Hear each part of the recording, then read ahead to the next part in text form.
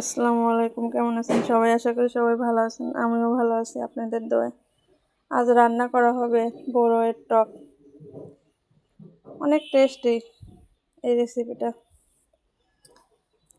পরিমাণ মতো পানি দিয়ে সিদ্ধ করে নিচ্ছি, তারপরে পরিমাণ মতো চিনি ও পরিমাণ মতো সরিষা দিয়ে তেলে দিয়েছি। দেখেন, তেলে দেওয়ার পরে এরকম দেখেন কত সুন্দর দেখা যাচ্ছে। এই যে একদম হয়ে গেছে বড়ইয়ের টক। বড়ইয়ের টক আর গরম গরম রুটি, এদের স্বাদ একমাত্র তারাই বুঝবে যারা খেয়েছে, আর যাদের গ্রামের বাড়ি আছে তারা জানে এটার স্বাদ কেমন। কার কার প্রিয় এই খাবারটি বলবেন কমেন্টে।